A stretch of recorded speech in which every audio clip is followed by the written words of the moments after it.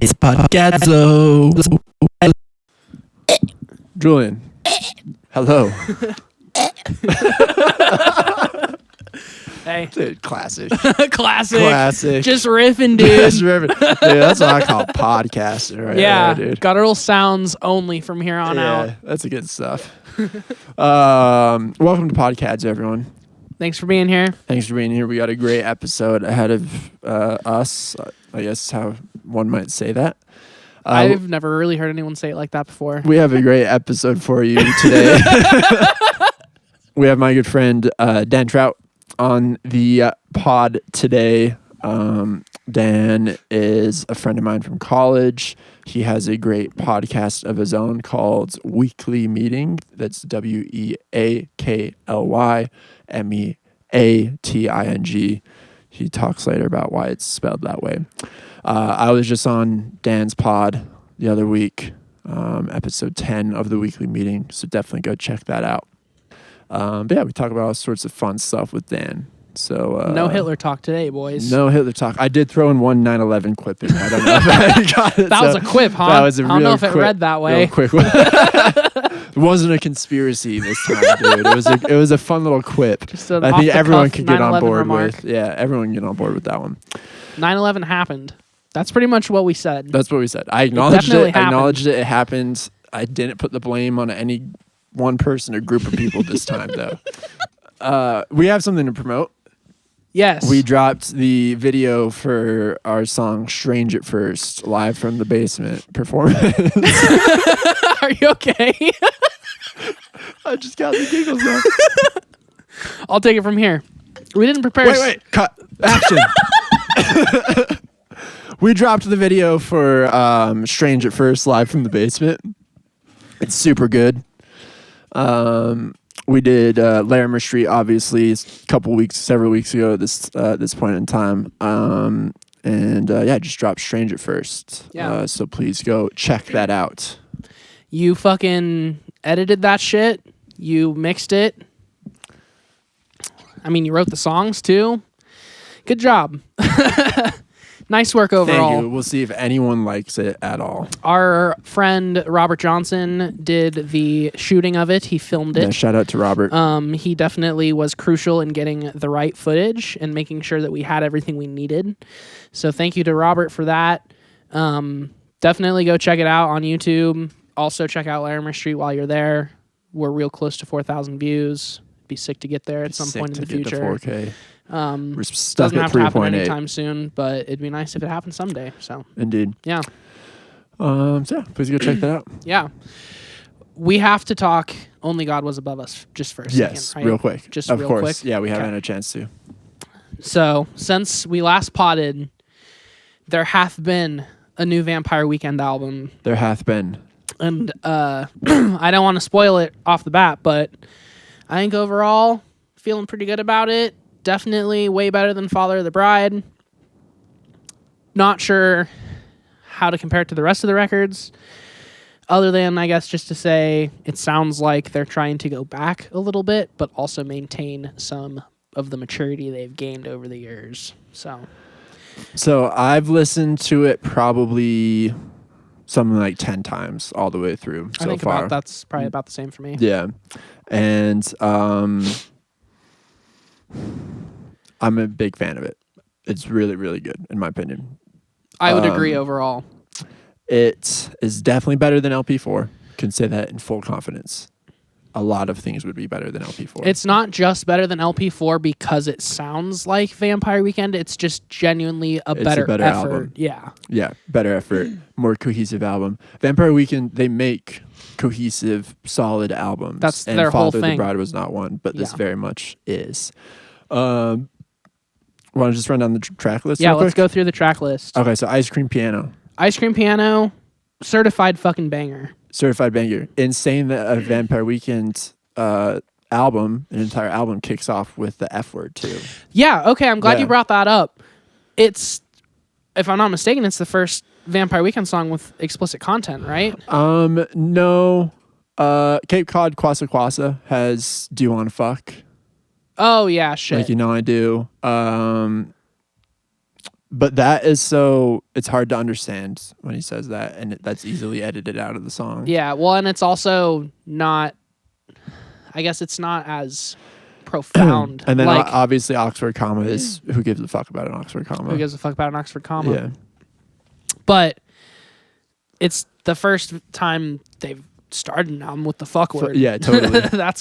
It was very insane when it starts, how slowly it builds, and then when he just says "fuck the world," I'm just like, whoa! Like Contra Ezra would never say anything like that. Totally. Like, not that phrase, not that profane, not that upfront. Like, but he still does it in a very Ezra-esque way. He passes it off to someone else. Yeah, exactly. And later on he says, fuck around and find out too. Yeah. Which is also a tongue-in-cheek lyric. Like, I'm a sensitive man. I don't show my sensitivity. I think Fuck around and find out. Yeah. I think that's the lyric. So yeah, Ice Cream Piano. I like it. Good song. Good album opener. Good opener. Classical. We've talked about classical already. I think it remains maybe my favorite on the album. Dude, I agree. And I feel like I definitely wouldn't have predicted it being second. In a lot of ways, it feels like classical is the song that sets the tone for the record. Yes. Like, Ice Cream Piano is the intro track, but then classical is like, okay, this is what this record's really going to feel like. Totally. And it's just so good. Like, the production is literally perfect. Like, there's not a single thing about production that I would change. I love it's kind of a new guitar tone for Ezra, that song. Yeah. And it's very old school, jangly kind of high life style guitar part, but with distortion and it's very pointed. Mm-hmm. And it's also, like very Baroque feeling. In a lot of true. ways. Yeah, it's a Baroque song, definitely. That's a big part of my problem with LP4 is it's missing some Baroqueness. Yeah, it doesn't have that weird, like, classical influence. Almost like that naivete of like, well, here's a modal scale. Like, right, and we're going to play that because it's cool. Because it sounds cool. It sounds good. And it's not the most musically incredible thing to do, but it fits a song well. I think that is... But classical still has a level of maturity that, say, anything on Contra doesn't quite fully have. Like, on Contra, it's like they're still figuring out what they're doing, especially like CT and even Bio to a certain extent. I feel like you hear them figuring it out and being kind of ignorant in the process, but just enjoying the process.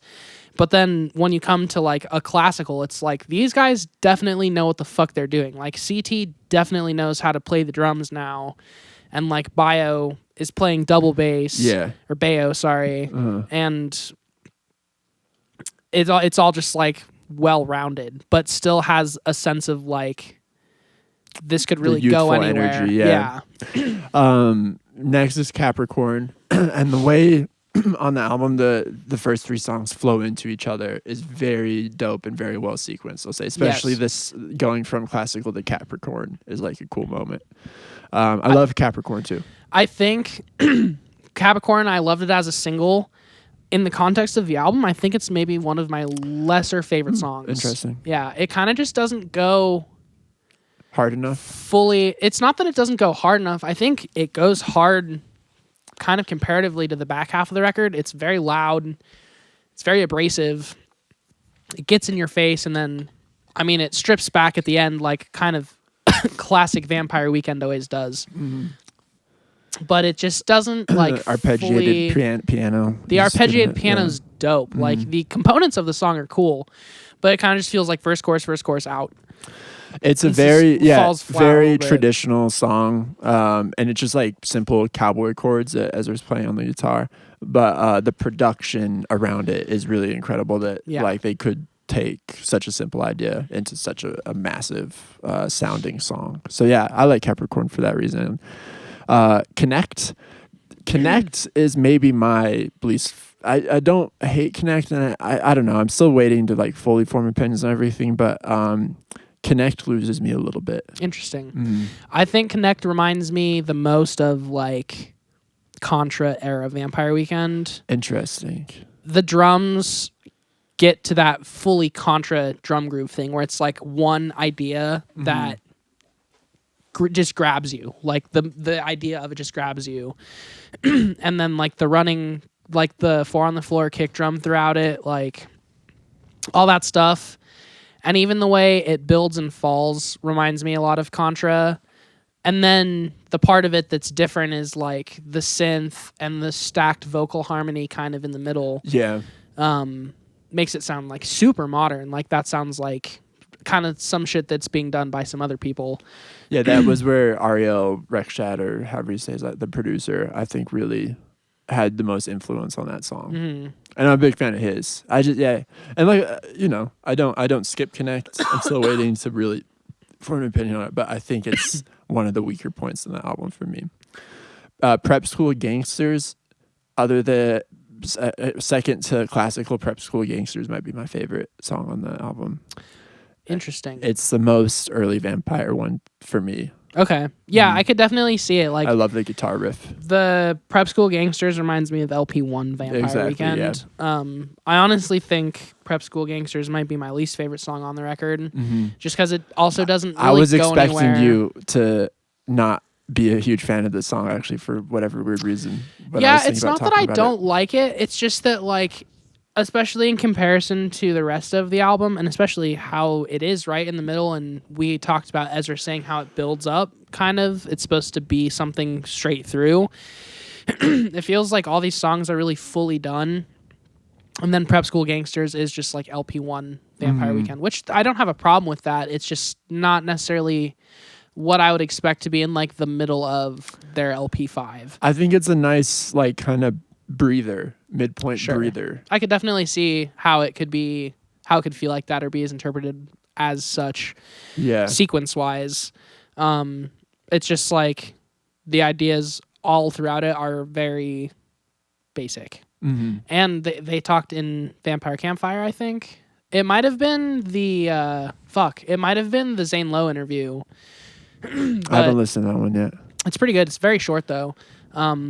And sorry, spoiler alert, but Ezra said that, I don't remember who, but some dude that was just hanging out in the studio wound up tracking drums for Prep School Gangsters. And the drum performance, even before I knew that, I was like, this drum performance is super different. Oh, crazy. It's and not CT on it just that one? pulls me out of it completely. Okay. Yeah. Yeah, I don't know if I like that, actually, now that someone else is playing drums on it. That's weird. Yeah. Okay. The Surfer? I love The Surfer. I think it's a good song. The end of The Surfer is so good. When the string swells start to come in, True. and then the like French horn blasts, like that's next level stuff. I wouldn't necessarily say that reminds me of Vampire Weekend. I think it's definitely a bit more It's out there. abstract than some of the stuff they've done in the past, but it's done so fucking well. For sure. Gen X Cops, one of the singles. That was the second single. And I like Gen X Cops. The slide guitar on it is really cool. It's kind of higher energy. It's not as necessarily a standout for me on the album, but I have no problems with it. I think it fits in well, and I think it's a good 8th track, or 7th track rather. Yeah.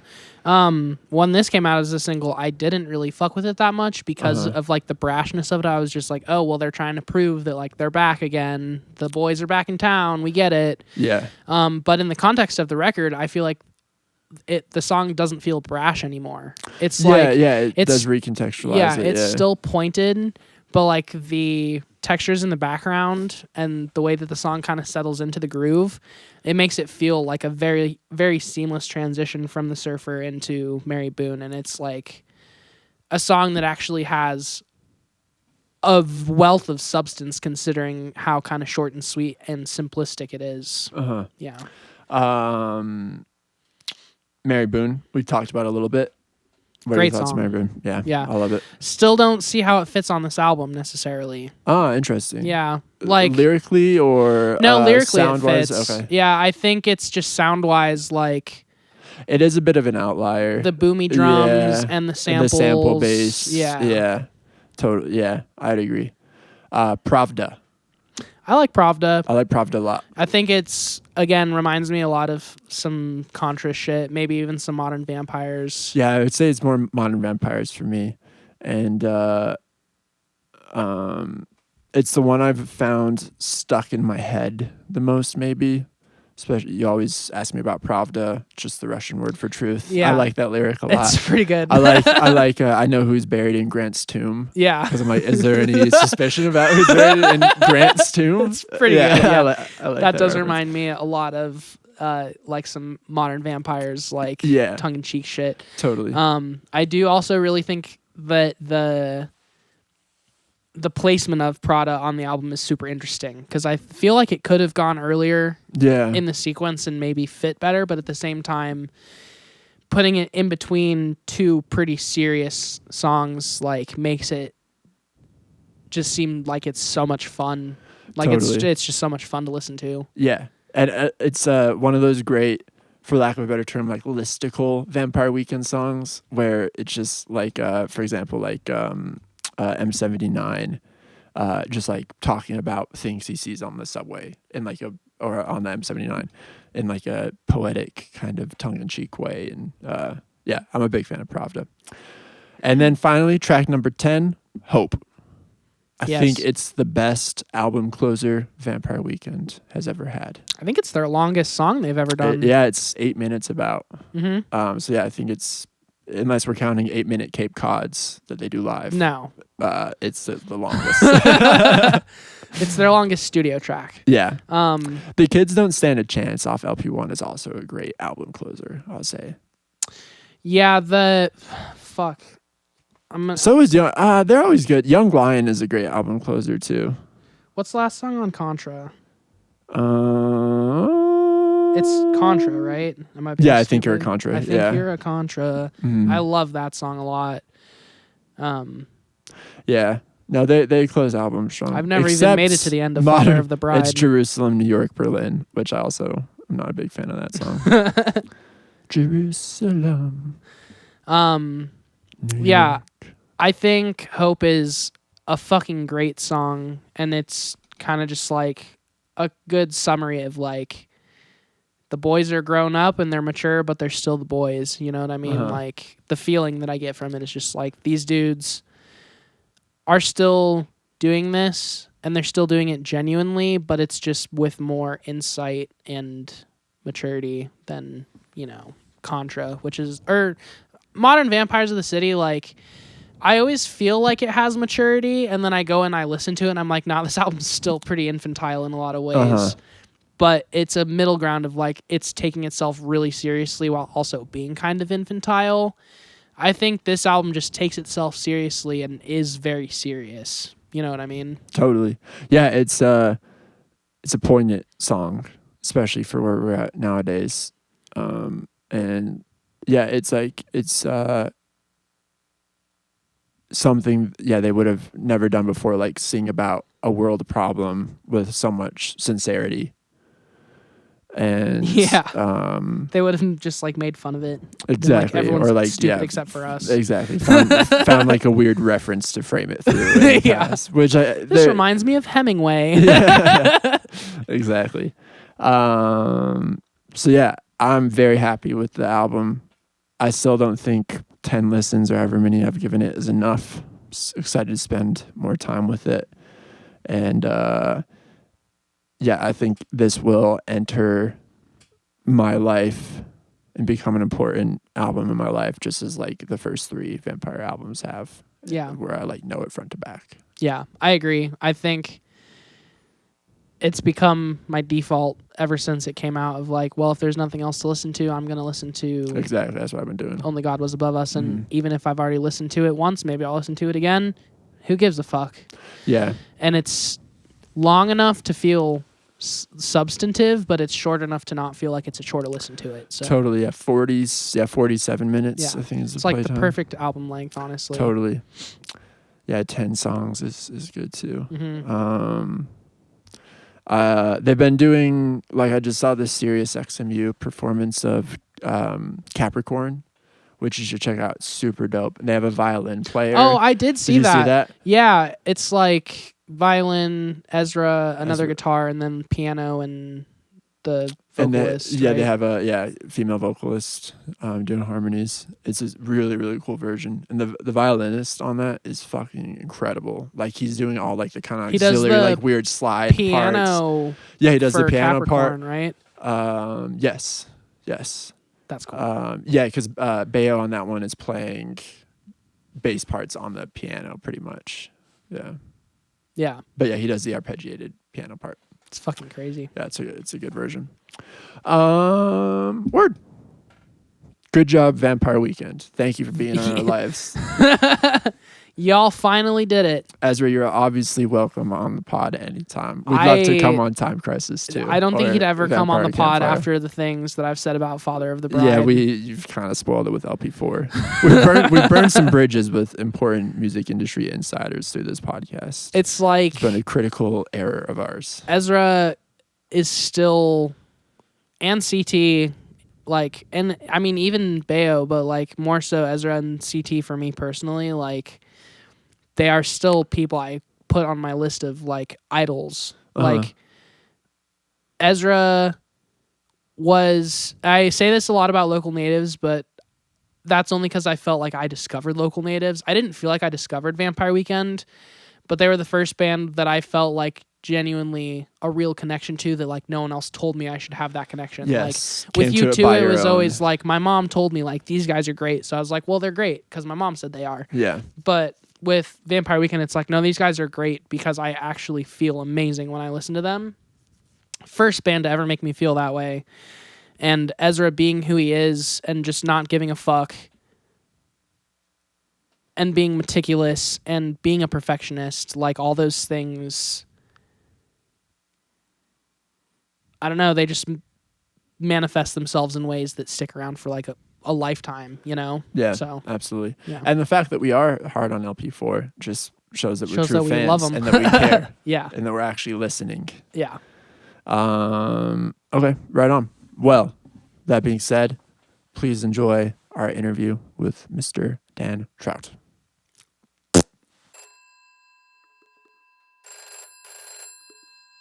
All right, everyone, please welcome Mr. Dan Troudt to podcadzo. Dan, welcome. First time caller, long time listener, as I understand it. That is exactly what I was going to say. I had that all planned out. Stole I your was going to joke. say those exact words. I know how you so think. now I don't know who I am. I'm Dan. Dan, am I even your podcast is so shrouded in mystery? Am I even allowed to mention the name of it? If I have. Oh yeah, no. That is open for the world to see. Okay.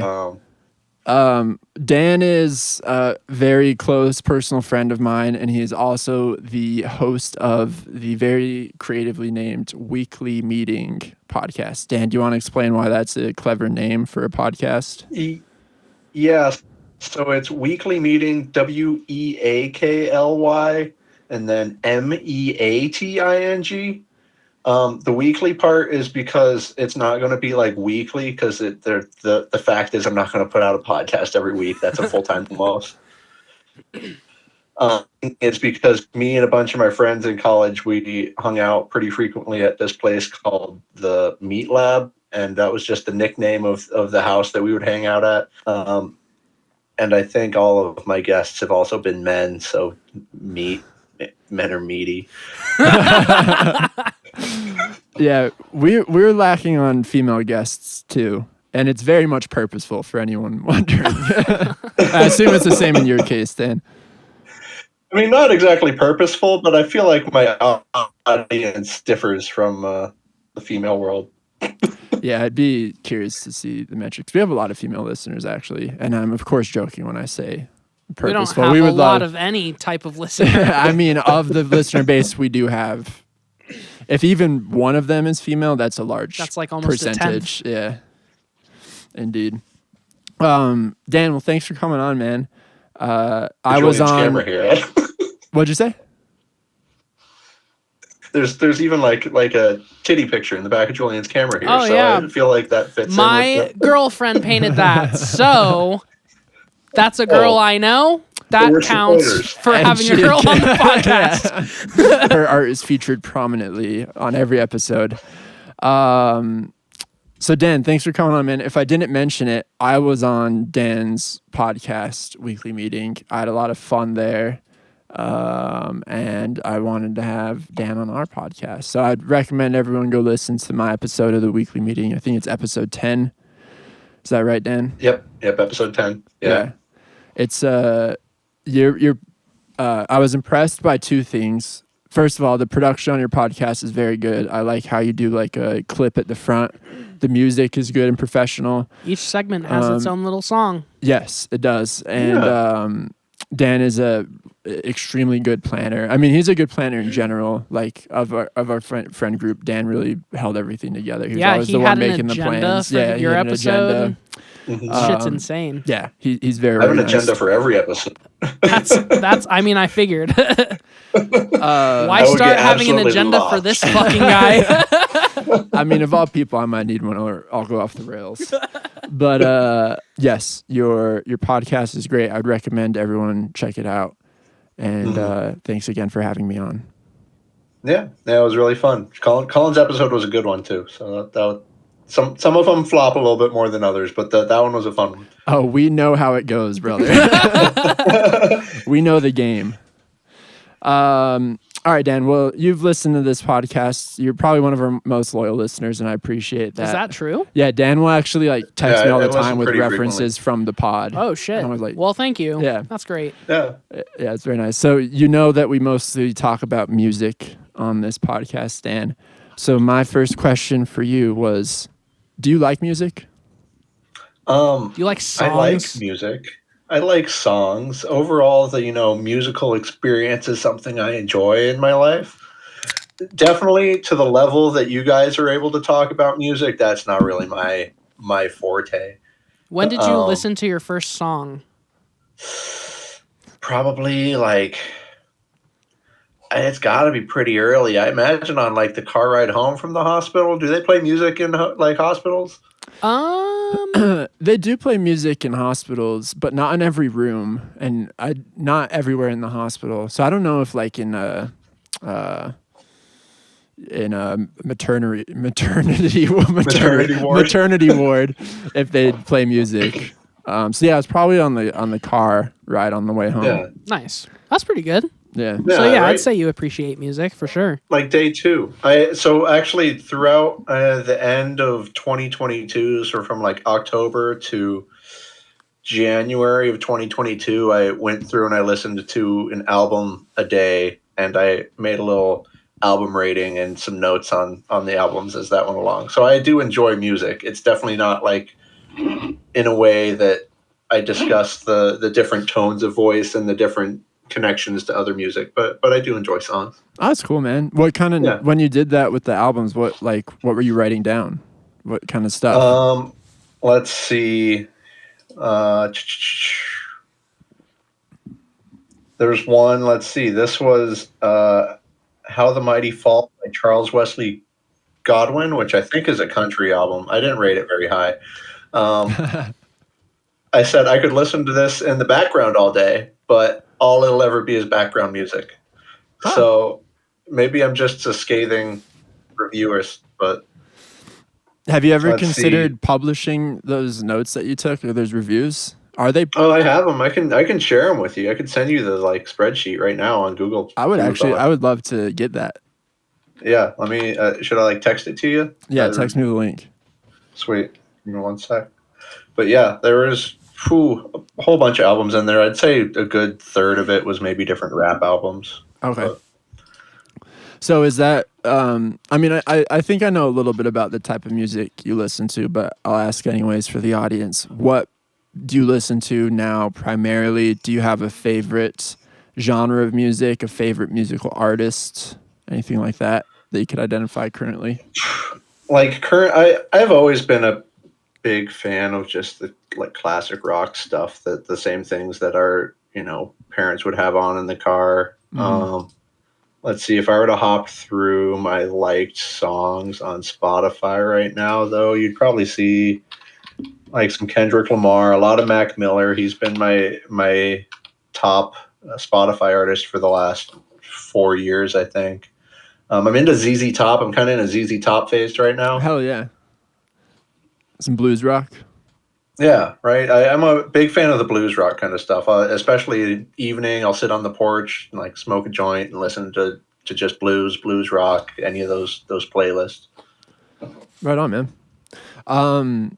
Did you go through any like identifiable music phases? Like in high school, did you go through like, for example, a punk phase or like a real hip hop, like gangster rap phase or anything like that? Who was like? It was definitely that kind of hardish emo rock kind of style, like Hollywood Undead almost. Mm-hmm. I listened to a lot of that in middle school. I probably still have a couple of those like types of songs that I listened to. So you were like bordering on Scene Kid a little bit in Yeah, middle school? a That's little what's up. bit. I just was also like wore flannels, so I'm surprised you're not wearing a flannel right now. You're still very much a flannel guy in my mind. I am. I'm transitioning now that I've moved to Oregon and the weather's nicer year round to a golf guy. So I got the pullover, stretchy material, athletic wear, Hell yeah. athleisure. Athleisure, baby. Athleisure. Well, that suits you well. Where do you live? I'm just outside of Portland, Oregon. I'm in Beaverton, west of town there. And Okay, nice. before that, I lived in Fort Collins, and then before that, Monument, Colorado, for the last 23 years or so. Okay, nice. Yeah. Hell yeah.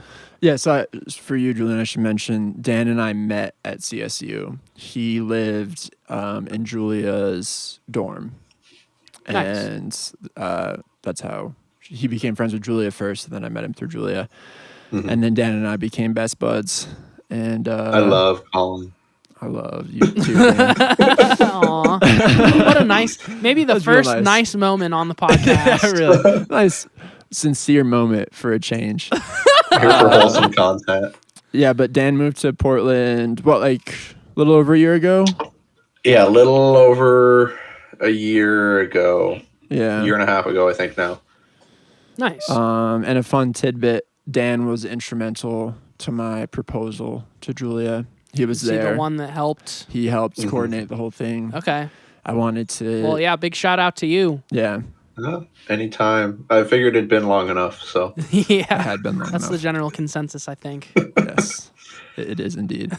So Dan, I kind of a maybe interesting question for you. You can tackle it however you want. But as I was like writing questions and thinking about what music you like and what you listen to, I was thinking about your relationship to music, and I wanted to ask, what role would you say music serves in your life?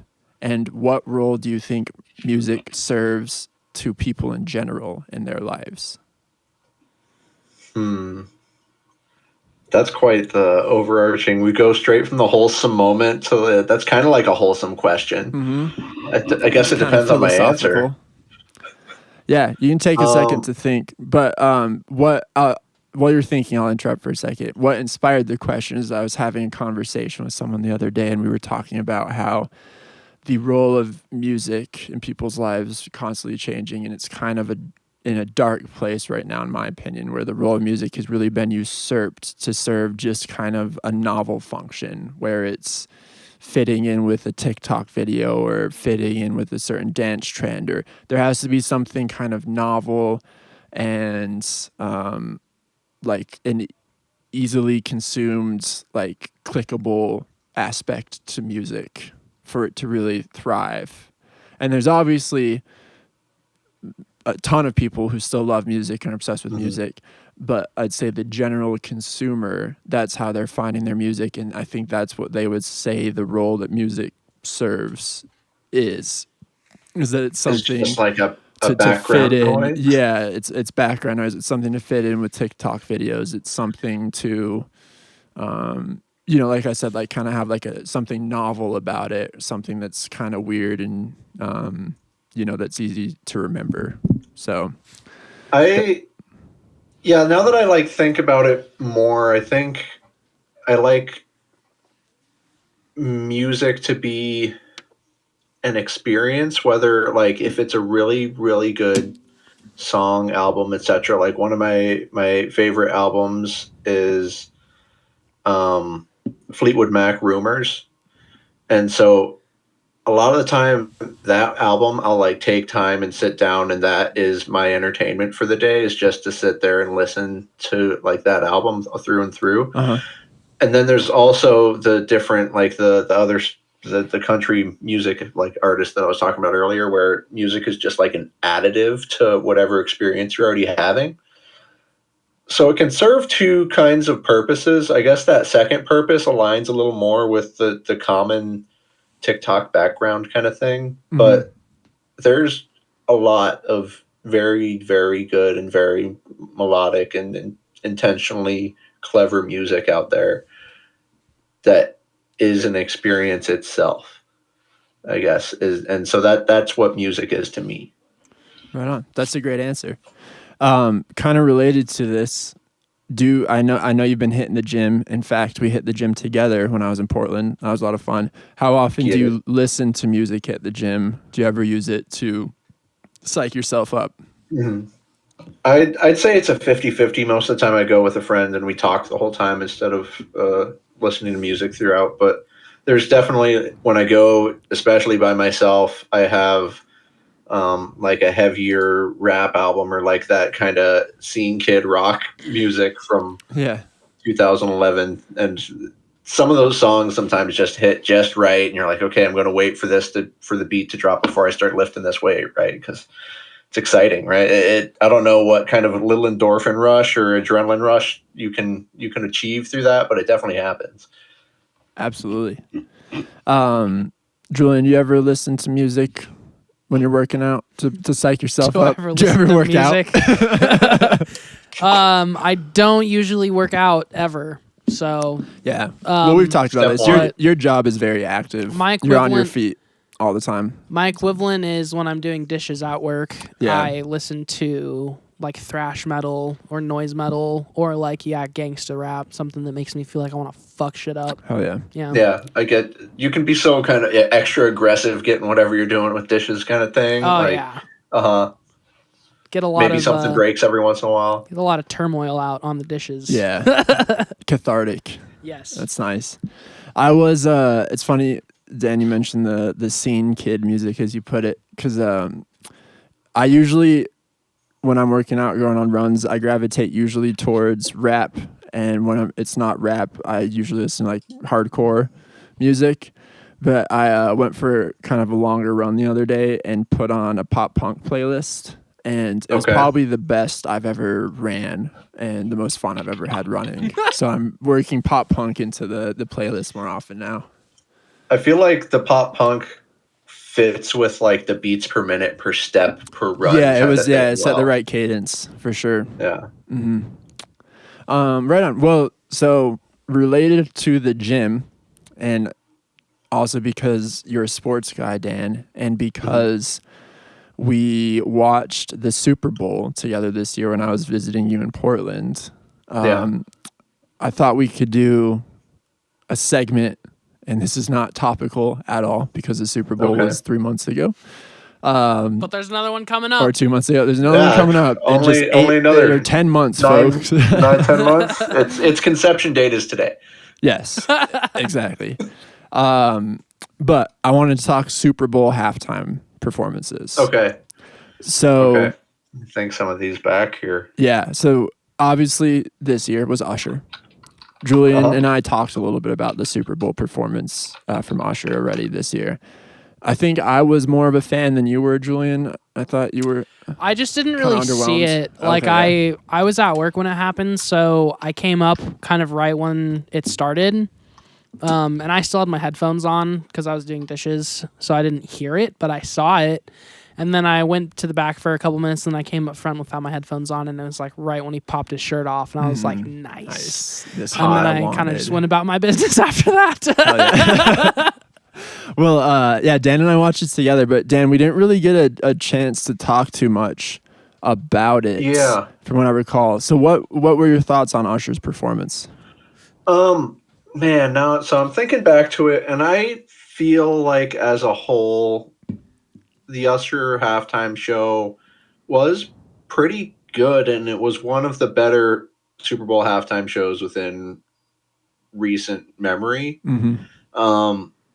Because I know there was Rihanna last year, and hers was good. I feel like Usher's was more of a sing along, right? Like a lot of Rihanna's weren't the sing along main Rihanna songs that you at least you can sing along to, and they jumped through it so much. But I feel like Usher did a good job of playing enough of a song that it ended up being like a coherent minute and a half, 2 minutes of music rather than jumping from song to song. So I think that was fun. That's all I can remember from it, really. I thought, like, I'm not the biggest Usher fan. I don't know a lot of his deeper cuts. I knew most of the songs that he sang at the halftime show, but there were still some that I didn't know. But yeah, I thought it was kind of just a perfect down the middle, something for everyone Super Bowl performance. Like, there's been a thing in recent years where it's been evolving forever, obviously, where Super Bowl halftime performances are getting kind of like weirder and people are taking more artistic liberties. And like you said, like songs are getting chopped up more.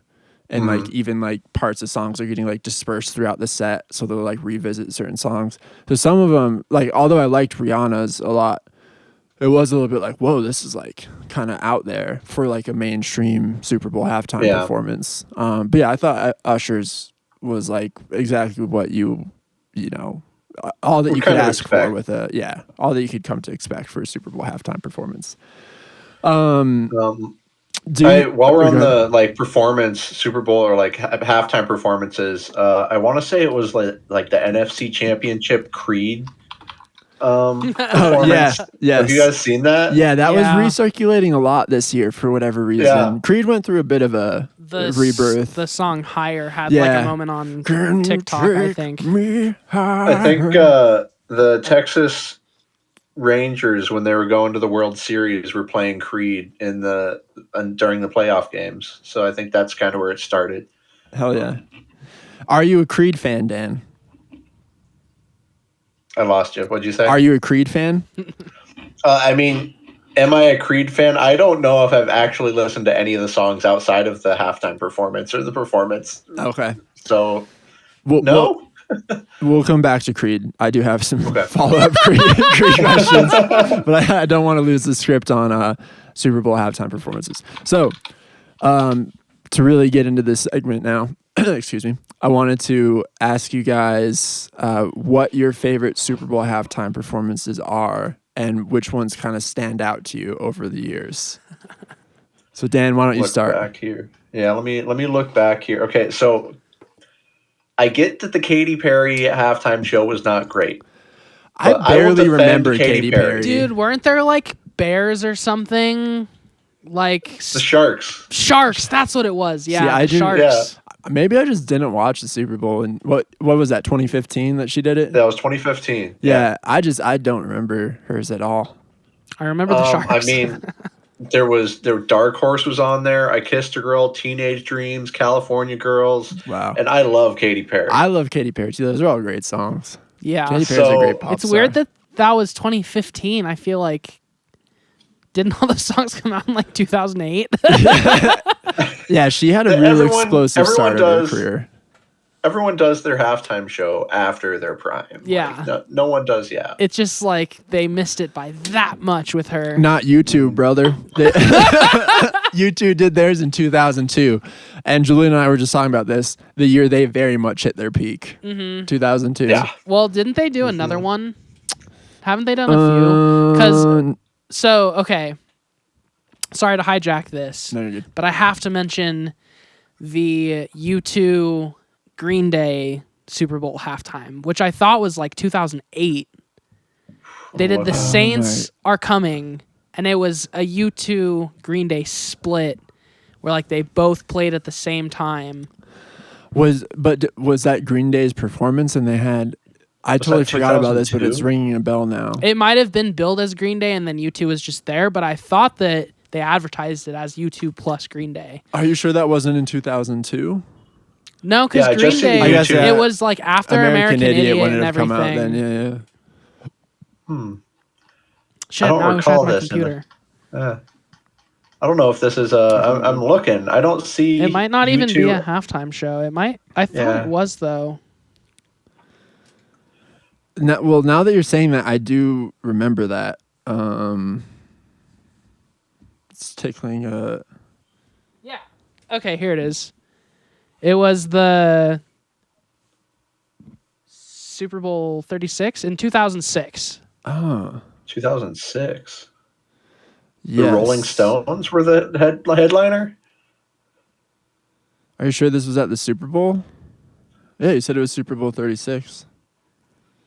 Wait, 36. Here, I'm 30, pulling And it you up two right and Green now. Day did 2006. release That would a be studio 2006. version of the Saints Live Are at Coming. Super Bowl 2006. 36. 2006 or 36? Because those are different Super Bowls. Can you hear that? I can hear it. I don't think Dan will be able to hear that. No. You're listening to a bit of it. Yep, it's definitely the Super Bowl. Which Here's year the- was it? This should be easy to find out. Why Super can't we Bowl find this out? 2006. I said it like 3 times. 2006 or Yeah, Super Bowl 36? the year 2006. That's the Rolling Stones were the headliner, Yeah, how could this be? which is weird. I mean, I have the video right here that says 2006. I don't know.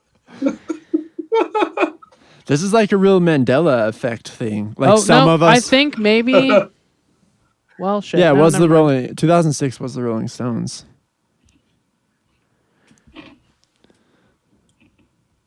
Where was that? Ford Field in Detroit, Michigan. Detroit, Rock City. This is strange. I forgot Prince did a halftime show. Yeah, 2008, right? Or 7. 7, I think. Yeah, 2007. I feel like okay, I'm not a big Prince fan, so that got a low rating on my album list. I've talked about on the podcast before, Dan, how I think Prince is a little bit overrated, but that's opening a whole can of worms that we can also table for later. Okay. I gave Sorry. Julian got to the bottom of it. Final answer. The U2 Green Day thing was the New Orleans Saints opener after Hurricane Katrina.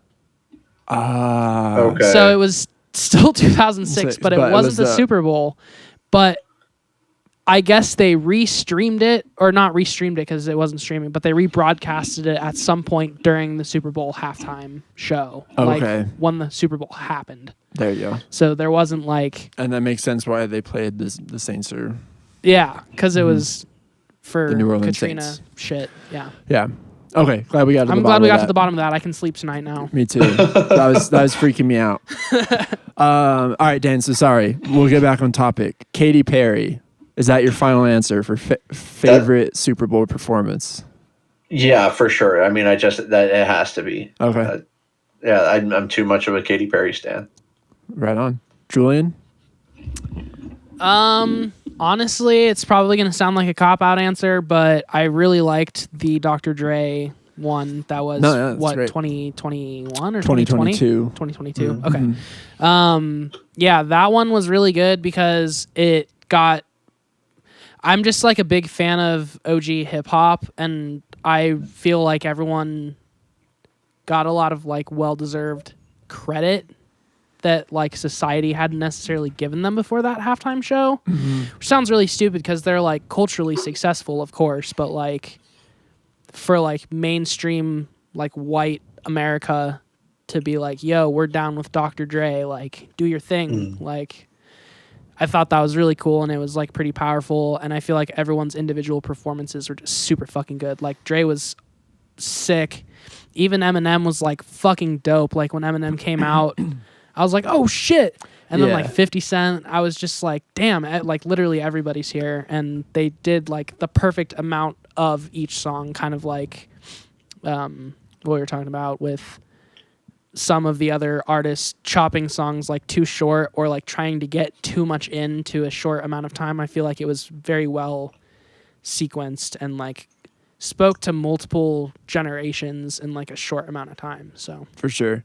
And that, I feel like that was in recent memory the Super Bowl halftime show that had the most lasting impact, where like people were still talking about it like weeks after the Super Bowl happened. especially the 50 Cent shit. Oh yeah, totally. dude got the internet meme, on yeah, fire. for sure. He's so good at that. 50 Cent is always lighting the internet on fire. Yeah. He can't help it.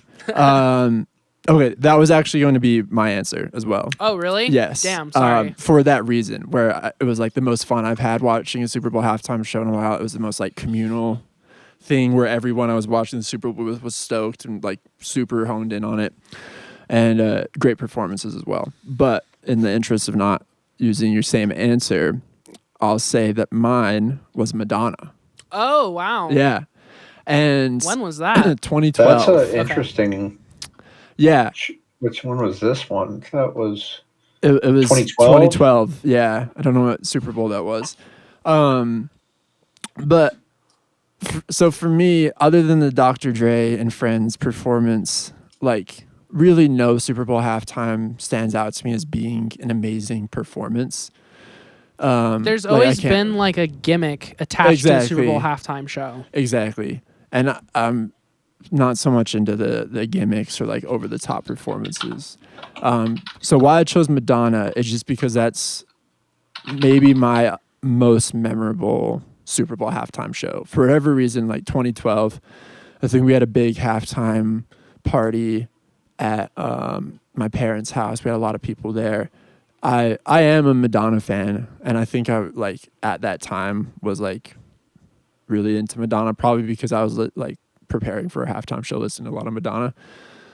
And yeah, I just remember having a good time watching it. It sticks out in my memory as a halftime performance that I enjoyed. And so that's my answer.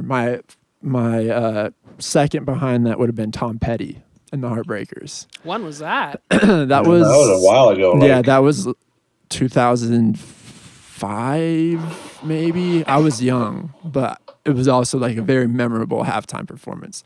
Like one of the first, other than the Justin Timberlake performance, one of the first performances that I like clocked in my mind is like watching it, you know, and yeah. It's hard to not clock the Justin Timberlake performance in your mind as a small child at that time. So that was actually my next question. Do you guys remember that? Dan, were you watching that when it happened? Did you catch the nip slip? Yeah, I mean, for sure, I saw that live. I think we were just, let's see, 2004. I would have been seven. And I think we were at that point, like I was still young enough that my parents weren't going to give me a sitter or go to a party. So we were watching it as like a family. And my dad just said, boom.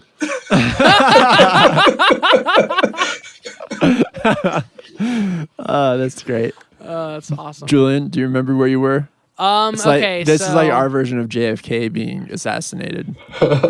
get ready to put your crying face on. So I'm about to tell a sad story. I did not see the nip slip because we weren't watching football in my house at that time because my dad lived out of state and he was the main football watcher. Football dude. Mm-hmm.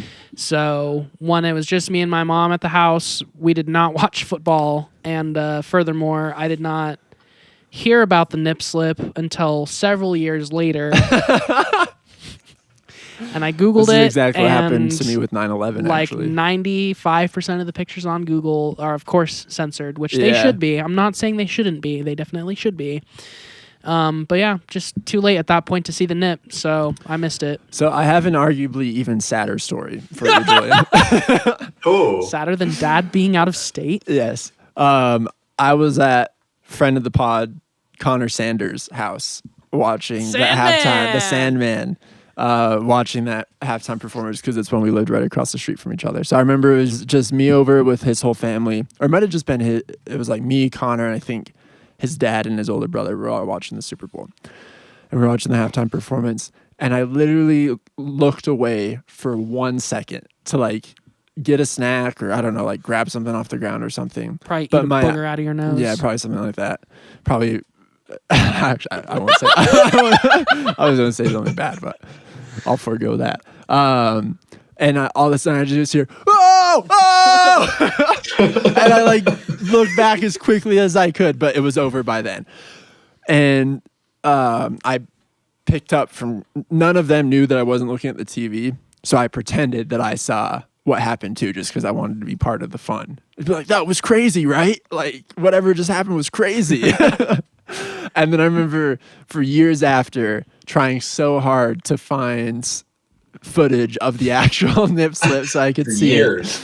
it. Not That's even an to see the over exaggeration. nip, It's just 'cause probably you a felt- couple days after. Yeah, just because I wanted to know like what actually What happened. you I wanted to missed. feel like part of it. So then what yeah. about the conspiracy of that it was on purpose? Yes. Because if you watch the video, especially the slow-mo, Mm-hmm. it seems convincing that it could have been on purpose. I haven't watched the slow-mo anytime recently, but I do remember. So I guess my question is the conspiracy that Janet Jackson was in on it as well, or that it I was think just so. Justin Timberlake? I think there's a few versions of it, but the Okay. one that the one that comes to mind first, granted it's been about 15 years since I thought about this. But I'm pretty sure there's a group of people online that thought Janet Jackson wanted to do it to like free the nip way back in the, when was that? 2004. 2004. Yeah. Well, she acted. But it would be like they would do it better than that if it was supposed to be on purpose. Like she definitely seems in the moment very shaken up, and you can't like fake that kind of like genuine surprise where you're just like, oh fuck. Yeah. So and she was like very upset at Justin Timberlake for years after. A long time. There was a big beef between them. So I if mean, anything, it was it sure- detrimental for the Free the Nip movement, I would say. yeah, Because it reinforced the stigma. yeah. Well, and also like the media, at least my memory of it is that the media kind of framed it as like Janet Jackson wardrobe malfunction rather than like Yeah. Justin Timberlake accidentally derobes Janet Right. Jackson. Yeah, there was that whole So thing where it always Justin seemed Timberlake like it was her removed from the fault. problem. Yeah, definitely. Yeah, no, that was definitely like Justin Timberlake was the entirety of the problem there. As to whether or not anybody else knew, it's pretty sure that he knew, right? You can see like it was a grab and pull. Oh yeah. Maybe Yeah. an accidental one, but even at that, like if you get that kind of grip on it, you're gonna realize like, oh shit. And you're Yeah. gonna like have It's that coming out. reaction. Yeah. Yeah. Yeah. Not him. Dan, do you give any credence to the conspiracy theories? I mean, like I said, Janet, whether or not Janet Jackson was in on it for to free the nipple or like just even a publicity move, I don't know. I kind of feel like not, but for sure, if it was planned, I could see that. I mean, Justin Timberlake's almost a child actor. He's probably been controlled his entire life. So, Oh, so you think there's a deep state influence here that Justin Timberlake is once again being controlled by Hillary Clinton, maybe? The lizard people. The lizard people. you have again taken the words out of my mouth. All right. Well, guys, I did some research earlier in the day, and I found a little website known as Billboard Music. And they actually ranked, I think they did their top 14 best Super Bowl performances, but I just took the top 5. And I will recite them to you now in order of Okay. 5 to 1. And I just If the weekend's on there, I'm I'm mad. gonna be walking away from this room. Okay, The Weeknd was not anywhere on the list. I'll Okay. be glad Okay, to good. know. And of course not in the top 5 for that reason. So at 5, Madonna is my pick. So Okay. I'm obviously supportive of that. So that Madonna was 2012. At number 4, Beyonce, 2013. I don't remember that at all. It's funny. That should be a Super that was Bowl. the I meme. remember. She had the meme Yes. with the big muscle legs. Exactly. That was where the muscly Madonna or Beyonce came from. You know the meme. You'd recognize it. She's in like the black Probably. sequence. I shit. go through a lot of memes. There's a lot of memes in the old spank bank up here. Yeah, you see a new one, it just wipes the hard drive. Yeah, that's how brains are supposed to work, right? True.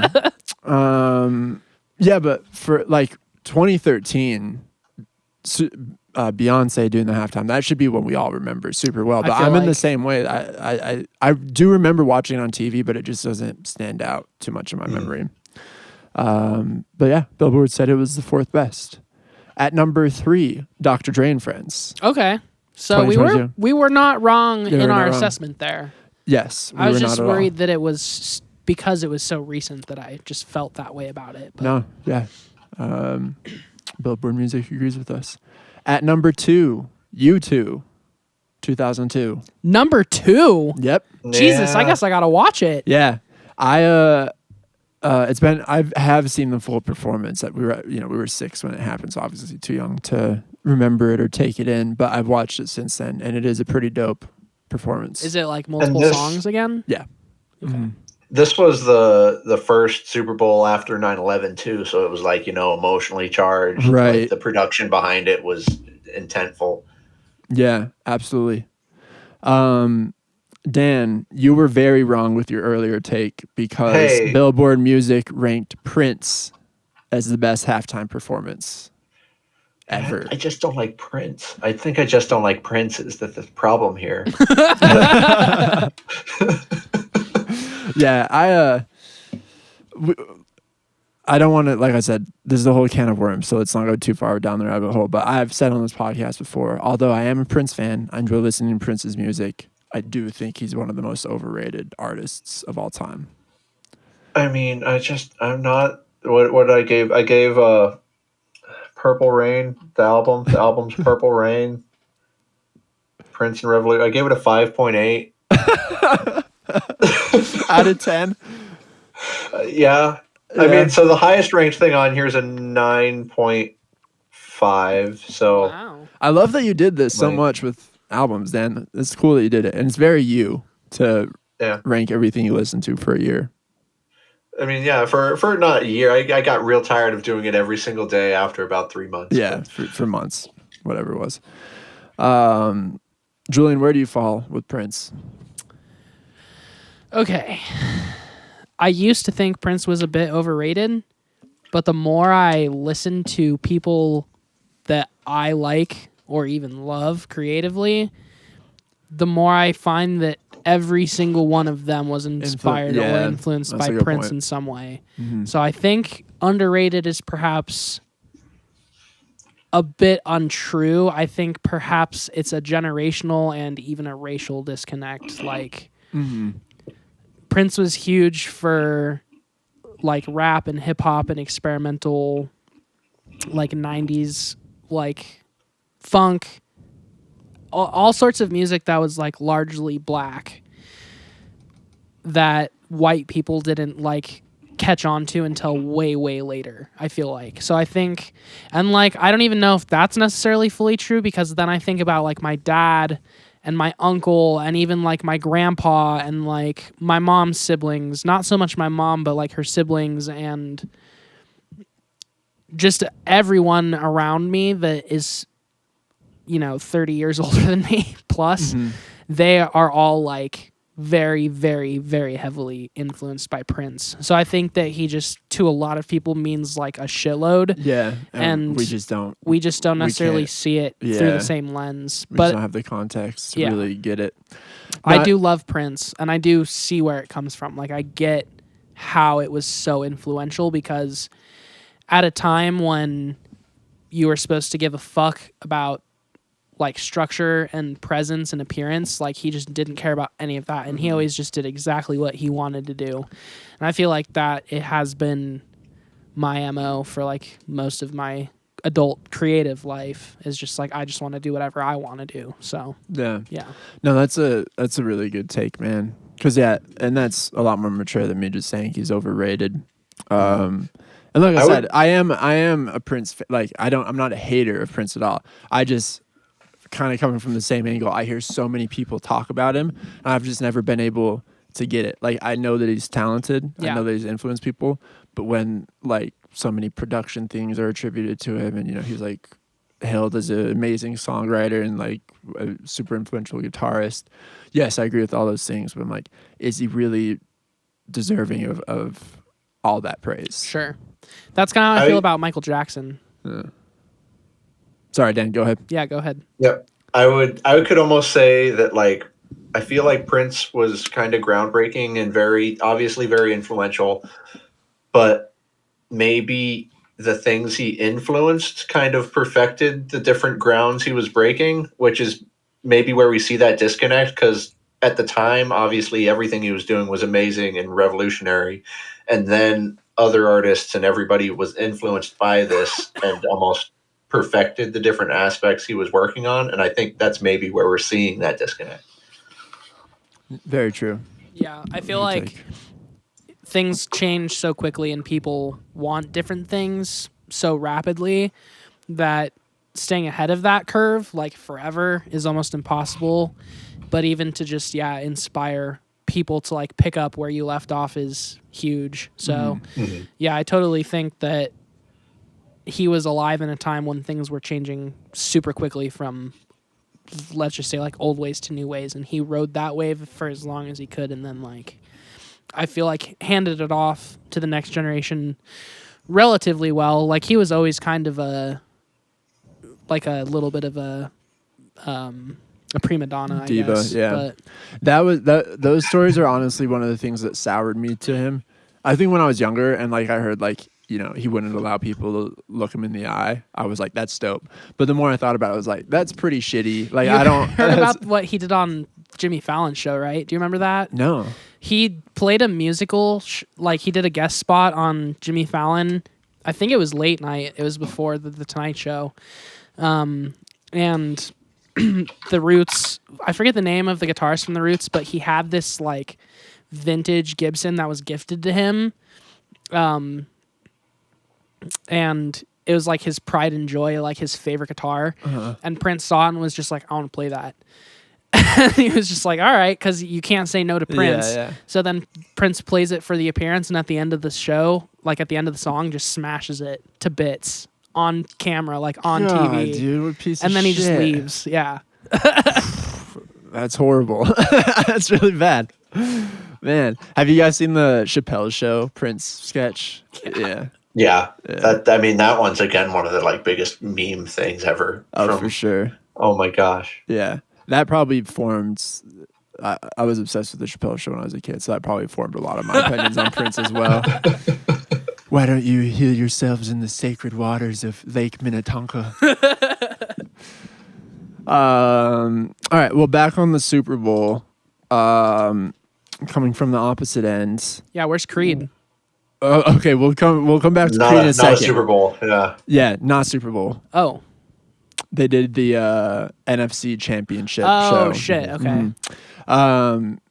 Worst Super Bowl performances in your guys' minds. And you can just list, it doesn't have to be a single one. You can list them off. Dan, anything come to mind as the worst? Yeah, the Weekend one that we already mentioned. I'll take as spot number 1. 2, I'll also steal with Black Eyed Peas because the auto-tune.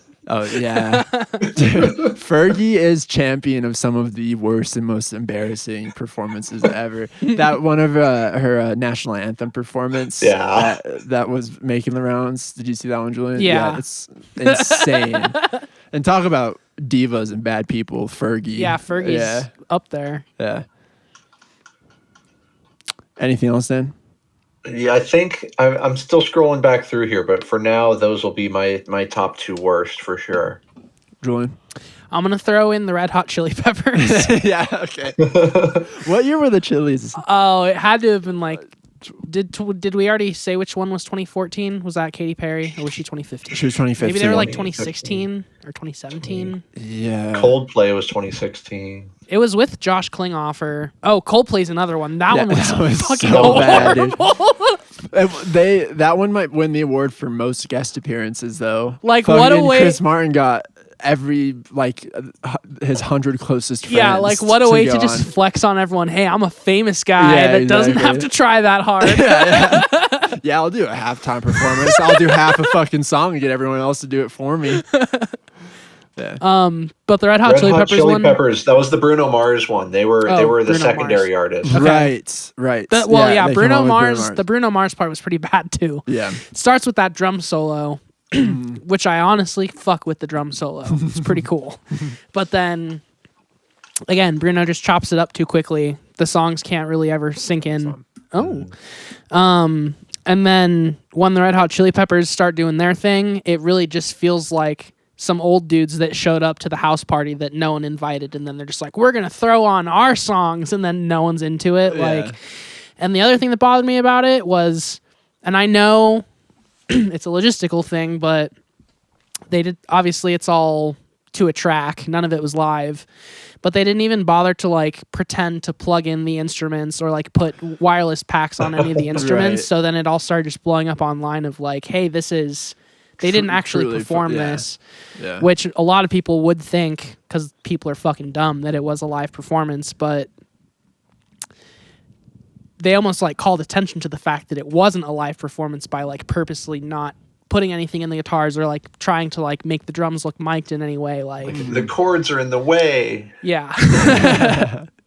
So yeah, that always rubbed me the wrong way. I think it was fucking lazy. And I feel like the Red Hot Chili Peppers were so past their prime at that point that to just come on that show and play a bunch of songs that John Frusciante wrote that he wasn't actually there to perform, like he must have hated that. Probably.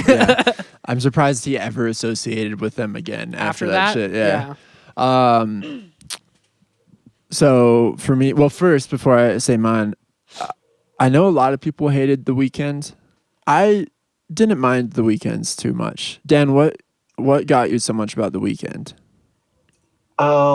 Again, maybe I just don't like The Weeknd, but the whole maze thing was stupid. Yeah. Like half of the show was performed in a way that it wasn't done wasn't done in a way that attracted anything other than the camera, which wasn't fun aesthetically, even for like the viewer on TV, which it was made for. I never thought about that from the audience's perspective Yeah, too. That like, mostly what's the just fucking disappeared point? into a bounce castle. Yeah.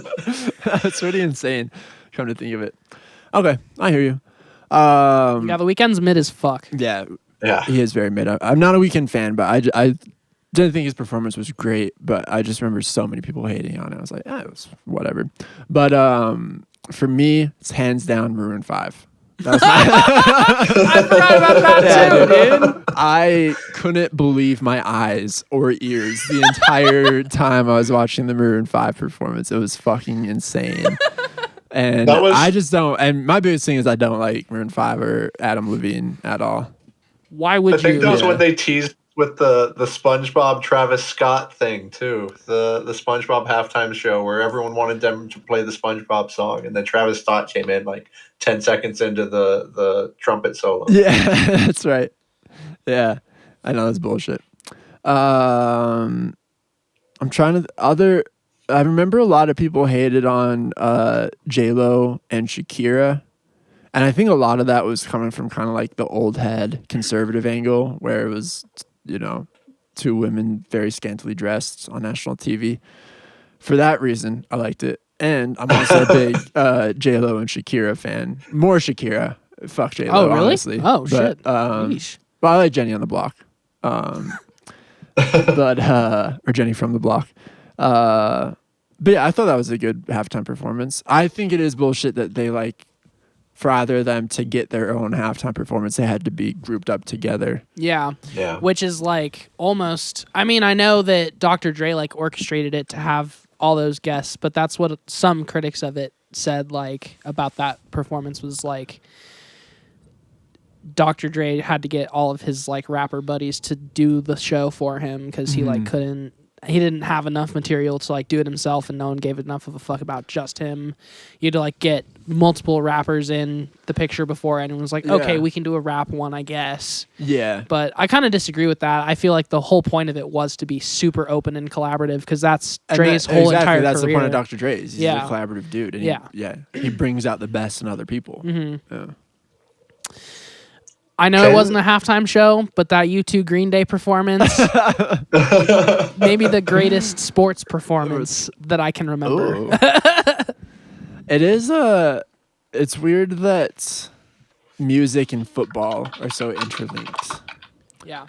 Well, and kind of what you were saying earlier about how music is background, the Super Bowl specifically, the halftime show is literally let's stop focusing on football and distract ourselves with some mindless bullshit for a second, which to like 90% of people is just music. Yeah. So yeah, I think it's just kind of an interesting way to like reaffirm the fact that we really only use music these days as like a convenient background noise so that we can give ourselves like a break from something else. It can't be a real performance either because the audience isn't into real Well, it has to be performance. predictable. It has to be predictable. It has to be only 30-second chunks of your best songs. The parts that you like the from parts all that the everyone songs. likes. Yeah. So it's a very interesting format. I think it was on a Time Crisis episode actually where they were riffing on that and they're like, why does it have to be music? Why can't there be like a live podcast at the halftime show? Why can't there be a comedy performance? Like, one year? you know, most of the time, especially in the like late 90s, early 2000s, if you were having a function before like the main thing happened, or like if there Musical was warm-up. some sort of break in between, it would just be like a DJ, DJ, or like yeah. a single singer-songwriter. And this country fucking loves singer-songwriters right now, so I feel like let's just have Billy Strings do the next halftime by himself. He can do like 2 songs because his songs are a minute apiece. Yeah. We get the full song. He's only got the one guitar, so there's nothing to pack up. And then as soon as he's done, we just get back going with the shit again. There doesn't need to be a Pepsi commercial going on the entire time. I think that's sick. Yeah. Think of the shareholders, though, Julian. Think of the shareholders. They can suck my cock. And they will. Well, they better get on that soon then.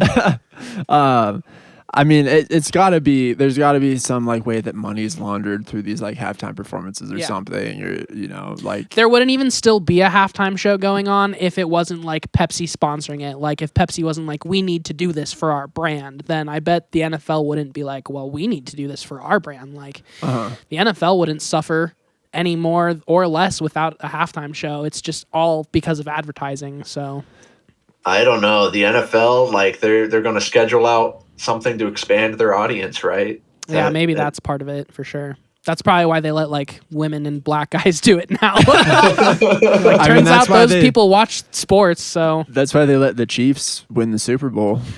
Taylor Exactly. Swift. They want as much Taylor Representation Swift matters. exposure. Yeah. I just had such a good point I was gonna make, and I forget it. Whatever.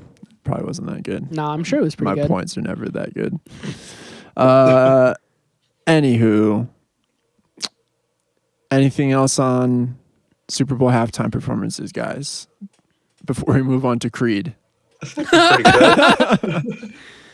No, I don't got anything. You got anything? I'm good. I'm Super Bowl halftime out. Oh, I remember. I don't think this is the point I was going to make, but I did hear there was like for whatever reason a lot of chatter about it this year. Maybe I was just exposed to the chatter, but people talking about how artists aren't actually paid for halftime performances, and some people were like, "Isn't that messed up?" And I see where they're coming from. Yes, like it's especially sensitive now that music is continuously devalued and, you know, people don't pay for music anymore. So that is kind of a dangerous precedent that arguably the biggest concert of the year, they're not even getting paid for. But it's also like Usher, like every single one of Usher's songs went platinum like before the Super Bowl happened. Like they're getting money. They all went platinum in 2010. yeah, but they were like recertified, and you know they did all Yeah. these re-releases, and then Usher was in like 10 different Super Bowl commercials, and it's like they're getting paid. You know, maybe they're not getting paid directly for the concert, but Well, and also no one that still needs the money is going to be asked to do a halftime show. Like right. only the very most famous people that exist are going to be asked to do that shit. And they are only really concerned about building a brand at that point. They're not really concerned about money anymore. Like, I don't think Chris Martin is like, oh, I'm going to do this because I need the dough. Yeah. Like, he was just like, oh, I want people to think I'm cool. I want everyone to see my famous friends. Like, That's true with the exception of the Rolling Stones. They needed the money. Very much need the money. And they still need the money, obviously. All right. My laptop is freaking out here, Dan, so sorry. There will be parts of this where okay. you're not on camera, but that's okay. We Not we me. got all your audio. I know. I want the audience to see your beautiful face as much as possible. I can still see it, so I'm good. Yeah. All right. In all seriousness, I'm glad Creed came up because Creed is actually a band. You are the one that brought Creed up. I'm glad I brought Creed up in such a natural way and continue to come back to it. So I was, and this is, very well established. This is canon on the podcast that I'm a huge grunge head. Okay. Huge Pearl Jam guy. The way Creed was introduced to me is Creed grunge? Because I always just put them straight into the cock rock folder. Yes. So Creed very much rode the wave of grunge to new heights. Although they're kind of a joke now. Like at the time, Creed was like Pearl Jam's biggest competition. Right. And Well, I know that. Scott Stapp and Eddie Vedder were obviously being pitted against each other all the time. And, Scott Stapp was like dollar store Eddie Vedder and stole his style off of him. Yeah. And all this stuff. But that's like what actually happened, though. Very true. That's not like a opinion. So I never gave Creed a fair chance. And when we're talking Creed, I want to kind of loop Bush into this conversation as well, because Bush was also kind of, contemporaries of Creed. Gavin Rossdale got a lot of flack for kind of copying the Herm Jarl, Eddie Vedder voice. And so both of those bands, although they were hugely popular, were mockeries in a lot of people's eyes. And I'm not saying I'm a Creed fan or that Creed made good music, but I have gone back in recent months and listened to some Creed and Bush songs with a more sincere outlook. And I've got to say, some of it stands up. And I do think Creed overall was a talented band. And Scott Stapp is a talented vocalist and a good frontman. And so is Gavin Rossdale. Any back were we supposed to do anything here, or are we just supposed to listen to you talk about it? It was a monologue. Let's move on now. I'm just looking right now. I'm browsing Creed's Spotify page, and from what I can note, every single photo on here is one of the cringiest things I've ever seen. And I didn't know they're from Seattle. They are, yeah. Yeah. Scott Stapp, I think he's from Florida originally. He's not a Seattle native, but they very intentionally rode the grunge train. They knew exactly what they were doing. And from that angle, it is despicable what they did because they were part of the commercialization of grunge, part of the death of grunge. Yeah, they helped make it commercial and shitty, and then they also did that while ripping off like a whole band's pretty much entire formula, thereby making that band also seem like kind of a joke when they actually were not and shouldn't have been considered one. Like, I think because Creed got like more popular faster, I think, than like Pearl Jam in like the late 90s. Late 90s and early 2000s, yeah. Probably like early 2000s is when Creed would have peaked. But because they became a joke so quickly, like after that, everything that was grunge in the late 90s got thrown into that box of all being shit. So then people started shitting on Pearl Jam, even though Pearl Jam was great the whole time. And I feel like even like Alice in Chains got like thrown into that box of like 90s grunge shit because of like Creed. I do think Gavin Rossdale is a fucking awesome frontman. I think Gavin Rossdale has gone on to like redeem himself in a lot of ways. But I definitely think that Bush was like the worst version of Creed, which is like the worst version of Pearl Jam, which is like a truly great band. The Bush singles are insane. Like Glycerin. Glycerin's fucking unlistenable. I can't believe that. I used to like it. It would come on the radio, even back before I had real opinions about stuff. It would come on the radio, and I'd be like, even I know, as like an 8-year-old child, that this is just objectively horrible. And it's pretty cringy. I can't believe they had the confidence to record that and put it out. And like, yeah, it's because especially for like what is like sensitive, slow song it is too. It's like, man, that took a lot of balls. It's ham-fisted. Yeah. It's literally like they were trying to put a key into a pinhole and they did it with their entire fucking fist. Exactly. Like, not a lot of new. That's a good way to put it. So yes, and as a grunge head, I'm totally with you. But detaching myself from that a little bit, isn't that what happens with every great musical movement? No. There's the early innovators. There's the true geniuses who make good music, who are in it for the right reasons, who have the right intentions. They propel. They start the wave, get it high enough, and others come in and ride it all the way home and ruin the wave. It happens, I think, across the board with any style of music. I think you could say Creed probably took it higher. Well done, Dan. That's that really good stuff. I was like, this is the time to say it. That's great. I want to draw a parallel between, I think, Creed and Imagine Dragons, where they were just this unstoppable commercial sound, and that ruined a bunch of other sounds like theirs in a lot of ways, like you were saying. I can't imagine, like, Imagine Dragon got really big with that kind of big bass droppy kind of lyrical music, and then everything after that came out for a year was just kind of like, this is stupid, this sounds like the same thing. I hate Imagine Dragons more than I hate most bands, but I will say that at least they were a little bit original. Like Creed, a little bit. There's no band, because Creed, like we said, and Bush and a bunch of other bands, it's like you're clearly Pearl Jam ripoffs. Imagine Dragons, yes, they rip off a lot of music, but the big hits early on, it was like they were doing something kind of new, and they did have like a pretty ambitious new, like Radioactive, as much as I don't like that song, is like a pretty original thing, and like the closest parallel I can draw to like the early Imagine Dragons songs that had success is Sail, that song Sail.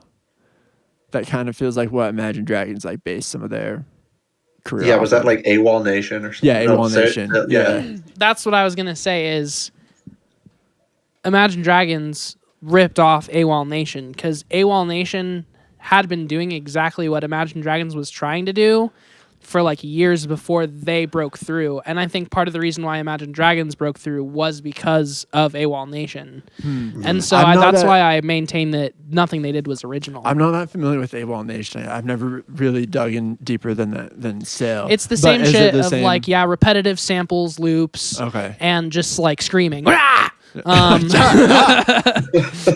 like the super poppy commercial sound combined with just like unchained vocal. I think that was like the AWOL Nation thing. And I think Imagine Dragons went in a very different direction kind of later on. Like I it's all shit universally, but like it starts out as one brand of shit and kind of changes to a different brand of shit. I've always called Imagine Dragons workout alternative. That's how I was classified Imagine Dragons. But it's insane how successful they are. It's pretty wild. So respect to Imagine Dragons is all I'm trying to say here, guys. You should snip that bit. I'm going to save that portion. Dan, my next question for you. What are your thoughts on Nickelback? I think Nickelback is... They're memed on more than they need to be, right? Like, people really make fun of Nickelback, and I think they are a completely fine band that has what are the big hits from Nickelback? Like, We All Want to Be Big Rock Stars. Look at this photograph. Look at this graph. Look at this giraffe. At the end of the day, they make music that everybody has listened to and can sing along with. Like, back to the workout playlist, Burn It to the Ground, I think, is their second song, and that one kind of gets me going sometimes. Dan, this time you took the words out of my mouth. I couldn't agree more that Nickelback is hated on way more than they deserve. And don't get me wrong, it's not that they don't deserve to be hated on, but all things, at the end of the day, they are, like, as musicians, they're very solid together. They're obviously talented dudes, good songwriters. I'm having all sorts of wild, uncharacteristic takes for me on this. I have a band. I need to mention a band after this then. Okay. Well, please. I've been going through some of my own lately too. Please. Well, first say what you think about Nickelback, and then mention your band. I agree. I think Nickel Band. Nickelband. That should be our cover band. Nickel Or something. Yeah. I think they are too hated on. I think it was a classic instance of wrong place, wrong time. Like some of their songs were popular when meme culture really took off. Exactly. And I feel like if you're gonna look the way Chad Kroeger looks and you're gonna sound the way Chad Kroeger sounds, you're gonna catch heat on the internet from just douchebags. When I had long hair, more than one people person say told me I look looked like Chad Kroeger. And dude, they always meant it with like the right intention. Like they thought it was a compliment, but it was one of the reasons I cut my hair. Honestly, especially because I had like a goatee for a while, and I wear hats and shit. You should have dyed it a little lighter. And Yeah, I should have, man. I think he's a handsome guy. God, dude. I'm gonna start calling you Chad, bro. That's fucking awesome. Yeah. I've never seen it, but now that you said it out loud, it's like I picture you I'll with pull up a long hair and picture I of him. can't unsee it. Oh man, that's great. It's the waviness. It's the waviness, the natural curls, and then Exactly. like the little goatee thing that you got going on. No, I mean it's fair. And for the record, He's not a I bad think looking he's guy. a handsome guy. He's not a bad looking guy. I think it's just about his blondness and his curliness just makes him look like kind of a douche. Yeah. If you're like someone who is surface level judgmental, and then the songs themselves are kind of cheesy. So when you sum all that together, it's like the internet's just gonna rip you the fuck apart because they can. It did become just like the hack joke. Where, Yeah, like, it was just a joke you made. Like fucking Bruce Willis jokes. Yeah. Yeah, but like people who didn't really know a lot about music or have never really listened, it's like, oh, it's cool to diss Nickelback. So I'll hop on that train. Yeah, Nickelback sucks. Yeah, there was a Chuck. What's his name? Chuck Norris. Chuck Norris jokes. Yeah. Like every person had the same sense of humor in 2012, where it's like you're either making Chuck Norris jokes, Referencing Step Brothers. Step Brothers, or you're shitting on Nickelback. Yeah. Like we all thought the same shit was funny. Totally. And so Nickelback just received it for no reason really. I don't think they're great. I definitely think they're super talented, and they have a pretty wide fan base, and they've been around. Like, despite the hate they've had for over a decade, they have great still put staying out power. albums. Yeah. They still tour. Like, people still fucking like them. So yeah, I would say of the top 10 songs on Spotify, I probably know 90% of the words to almost all 10. Like, yeah, and props to them for that.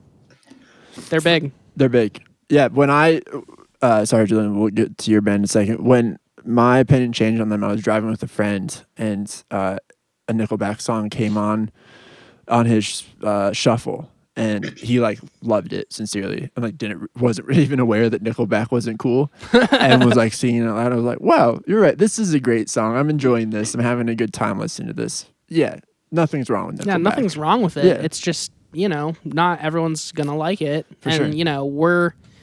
we're pretentious dicks. Probably, probably just the two of us. Yeah. I don't I'm want to fine with speak it. for Dan. Dan's more but open-minded, I think. Yeah. But you can see I'm trying very hard to change my mind on a lot of things. dude, same. Yeah. We're trying to be more open-minded. Yeah. All right. What was the band you wanted to Okay. bring up? 311. Dan, do you have any opinions on 311? 311. Do you know who that is? Hold on. Investigate I'm doing 311. 311. I heard it. Amber. Amber Amber is the their number color one of song. your What's the- energy. You definitely know the song Amber. Oh, That yeah, one. I do. I don't know, man. Okay, hold on. So this is like, how much drugs do you do, man? Well, when I wake up in the morning, I microdose mushrooms, I take a tab of acid, smoke some DMT. Obviously, got to balance all that out with some weed. Of course. Like to have a couple drinks around noon. 4 p.m. I'll do a little bit of ketamine just to kind of take the edge off. And then at night, it's all uppers. So cocaine, fucking speed, whatever at night. So this was like a meme a little bit ago, but did you ever see Hunter S. Thompson's drug routine? And this was the take the edge off. What reminded me, because it was the funniest part about it. It was like by 11 a.m. he was like, smoke some grass to take the edge off. I was like, it's 11 a.m. bro, I need to take the edge off. Yeah. Anyway, sorry. All right, so no real opinions on 311 then? No real opinions. It's it just seems like kind of chill in the sun music. I don't know, nothing too special. What is your big take here? Well, so they're just another one of those bands I feel like everyone says they suck. Is for that like true? a long time, Yeah. a bunch of people that I know and like just like the general consensus. They has were been a like, funny band to like. Like if you were into 311 like that, yeah, they were cheesy. Yeah, like you're they the were cheesy, if you like 311, you're the kid that smokes weed. Like you're the druggie, or they're kind of like Sublime. A little bit kind of like Sublime. But I think I don't know. Like in my head, they've always just had this reputation for not being very good. Yeah. From the masses, but I've always secretly really liked 311. And lately, okay, so on 311 day, they did a Tiny Desk, and I watched it. And, I just was like, it was one of those things where I was just like, damn, I feel like I've been kind of secretly liking these guys when the whole time I should have just been outwardly liking these guys, because they're all really fucking talented, and, like, I really like most of the songs that they release. Yeah. And I just feel ashamed when I say it out loud, so I feel like that's kind of the Nickelback syndrome. No, I think that's a good call, and that's never really a band I thought of in that arena, but I would be afraid, I guess, to admit in a lot of situations that I listen to 311 sometimes. Like if Amber comes 311. on at work, I'm not like singing along to it. But you're not skipping it. I'm not skipping it either. Yeah, so I'm down with 311. Hell yeah, I see what you did there. Yeah, that's one of their popular songs, Dan. I see. I also made a number pun. 4 on the charts. Yeah, you've probably heard that one too. Yeah. Are you Let's down? Did you ever see the Eric Andre? Down has a bit of a guitar opening. Mm-hmm. Yeah, dude. Yeah, 311. Yeah, rips. like they're kind of heavy sometimes, and they have like riffs, but then they also do like they have the reggae influence, kind of reggae influence stuff. Yeah. Their first album was It's actually all called super melodic. Grassroots. They were very dubby. Dubby. At Dub's their probably start, yeah, better than reggae. term than reggae, yeah. But it's always been super melodic. Like, I think some dub, this is going to sound bad, but some dub has like a tendency to really be like based on being repetitive and only picking like one or two like melodic ideas and sticking with them. I think 311's good at having somewhat intricate melodies that aren't like overly done or overly worked, and they don't introduce like too many ideas to a song. Yeah, for sure. Yeah. No, they're well crafted. Does it seem like 311 kind of started a little more, I don't know, heavy guitar excitement based and then chilled out through the years, or is that just how some of their top songs go?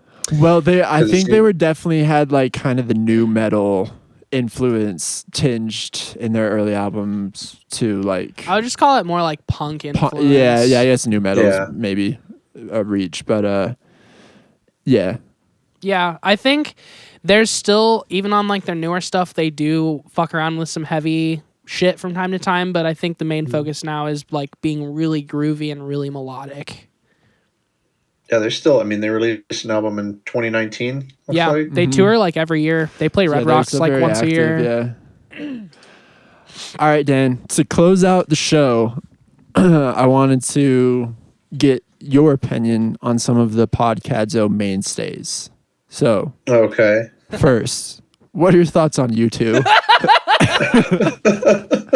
I have nothing bad to say about U2. I enjoy like that. That's kind of my window of familiarity music. I love really. What exact genre is U2? It's almost like a classic rock, but what is there like a subgenre? U2's definitely. to that? They're heavily featured now on classic rock radio. I'd say U2. They started off in the post-punk I really movement. Nothing. Yeah. They're not my favorite band, but for sure. But I have really nothing bad to say, and I think I've enjoyed really every U2 song I've listened to. So That's great. How about Vampire Weekend? Vampire Weekend. I don't know how much I've really listened to Vampire Ooh. Weekend, which I know I was just. I think like you're at some point in your last podcast, you were talking about Vampire Weekend, and yeah, what Oxford Tama? I think you were talking about how they could no longer name their new music like Oxford Tama. Yeah. Yeah, because no one wants to hear like 40-year-old guys sing Ezra, about Oxford commas. Ezra said that. Yeah. From the very limited sample size, I'm willing to look more into it and get back to you, but I don't see why I wouldn't like it.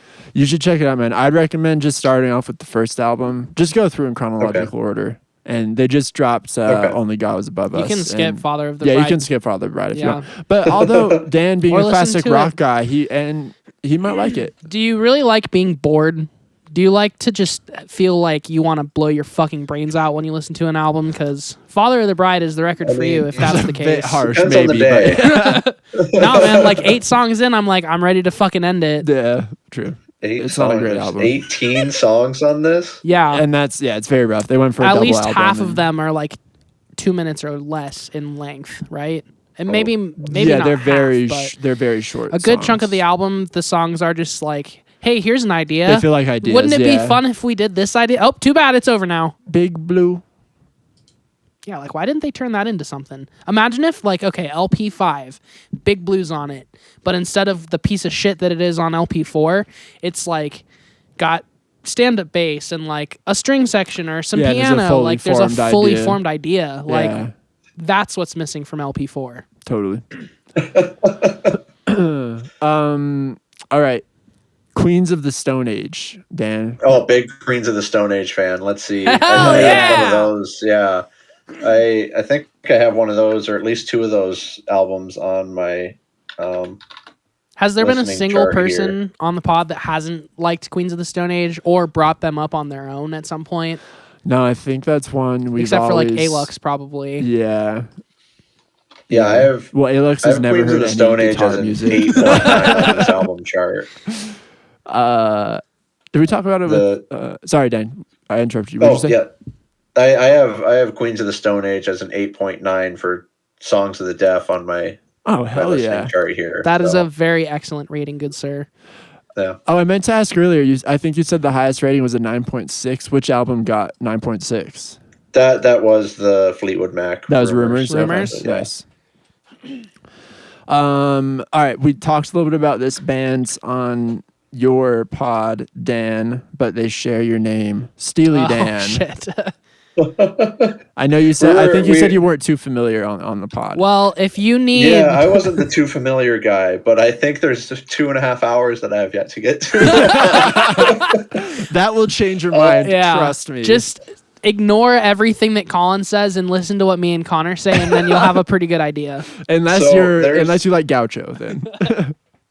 There's in my family has this cabin in southern Colorado that only gets one radio station, and about every 4 hours on a loop, you'll hear Reelin' in the Years. So all-time radio classic. Dan's a Dan man. He's a Dan fan. He's a Dan. I'm down with some Steely Dan. I'll listen to I'll only listen to Julian and Colin. So There we go. Good.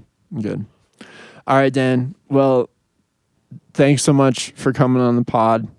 I love you. We'll have to do this again sometime. Can I ask one question before we end this? Because I'm sorry, I feel like I need to know, but I don't actually know yet.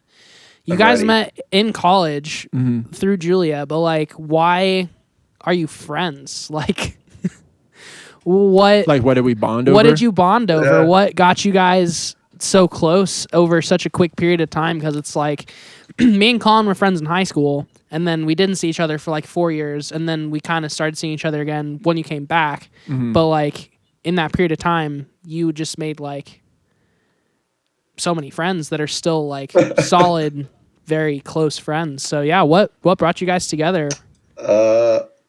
it was probably the whiskey. We did drink a lot together.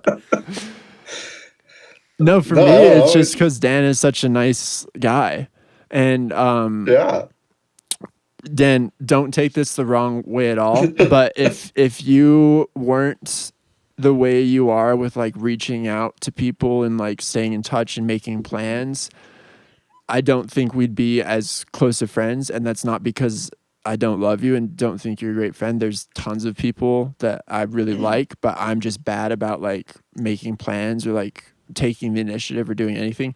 But Dan is like so great about making plans, like I said, and just reaching out to me. And like, even though he lives in Portland, I see him more than a lot of my close friends who live in Colorado because anytime he's out here, we get together.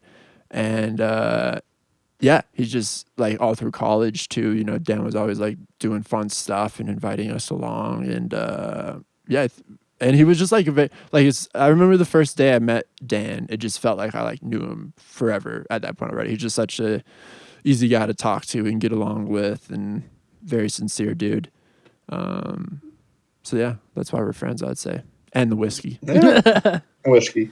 No, Colin's super sweet guy. Like, you know him pretty well. He's amazing at music and knowing all of these different things that I know nothing about, which is something I like to surround myself with. And then Julia kind of set the whole framework, because Julia is a great friend as well. So it kind of all worked out that, hey, let's go hang out. Well, I'll keep inviting the people around that are fun to hang out with. So.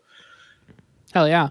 Well, yeah, from the outside, It seems like listening to the podcast that you were on and listening to just some other pods or bits of your podcast, Weekly Meeting, it seems like I was just like, oh yeah, I can definitely tell why these guys are friends. Like, you're both very organized, you're both very tactile, you're both very meticulous. I feel like you both buy into the things that you buy into at a very high level, and you both have like a very high standard like set for yourselves as individuals. So I just thought it was very interesting. Like, oh yeah, these guys definitely seem like natural friends. So yeah, it's pretty cool. Yeah, and Dan also did an engineering degree, so like we bonded over kind of how much engineering sucks too in college, and sure, I just think because of that we had similar characteristics. And then it's hard to find like engineers who aren't weird or on the spectrum. Yeah, not that Dan isn't a little bit on the spectrum. I mean, a little bit, but I am too, brother. No. Yeah. It is actually really weird. You get into that space and you're like, there are only so many of this people in this building that are cool. So yeah, it filters down quickly. That's cool. Well, that makes it easy at least. Yeah. And you are a pretty big sports guy. It seems like it. You mentioned you guys talk about sports pretty regularly on your podcast. Yeah, about half of it. Yeah. What got you into sports? When did you get into that world, and what keeps you there? So my best, most notable, like, favorite sport that I follow is baseball. And, I played baseball since I was about 5 up until I was 18.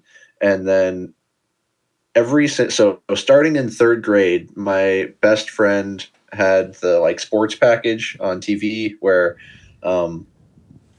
we could watch the St. Louis Cardinals, which was notable because he was from Missouri. I was from Colorado, but this was also right when they had gone to the 2004 and 2006 World Series.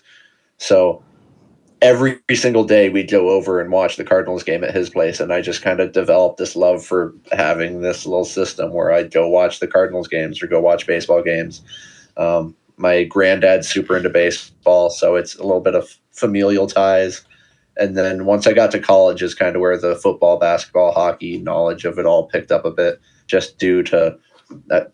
Half of the reason I have my podcast is my friends know about sports as well. So they'll come on and give their takes on different bits and pieces. So it's what I'm surrounded with. Nice. That's awesome. Yeah, I think you guys do a really good job. I feel like, considering how many different people are talking about sports, like, it's really fun to just listen to some people that have fresh takes on things, and also people that aren't necessarily concerned about the politics of sports as much, and they're more so just addressing the matter of the sport itself.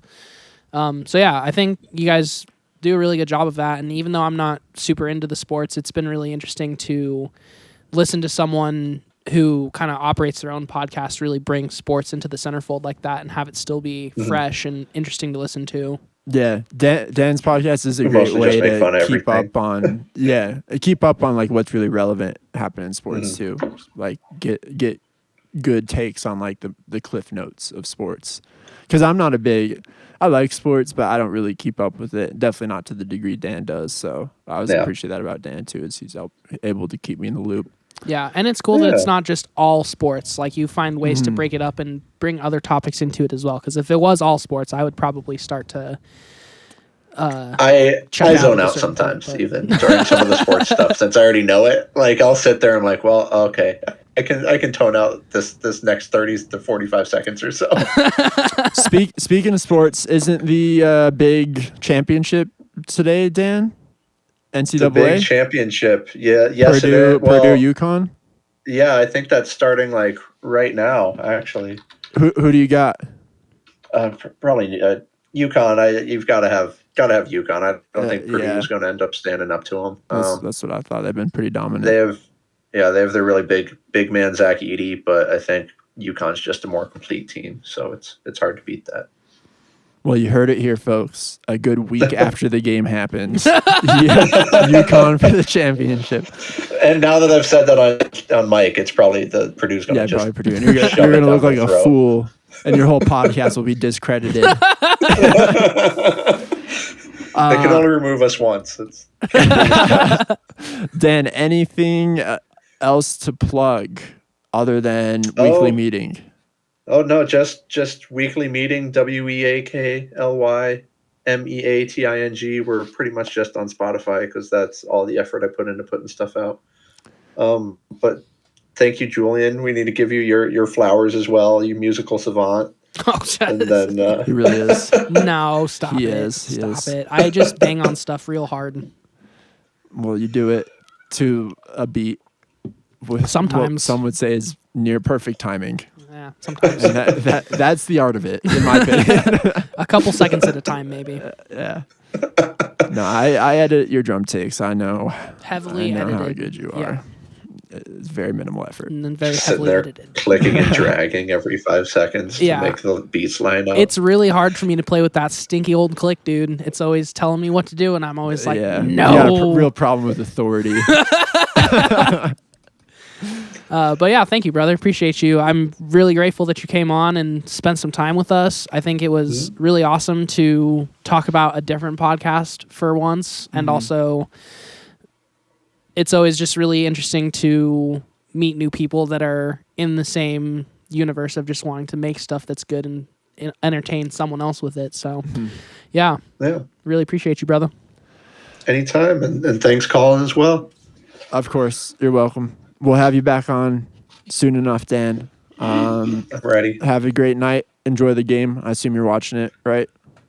Yep. It'll be on. It's in 15 minutes now. So Right on. Well, enjoy that, dude. And we'll talk to you here soon. Love you. sweet. Goodbye. Love you guys. Bye. Night.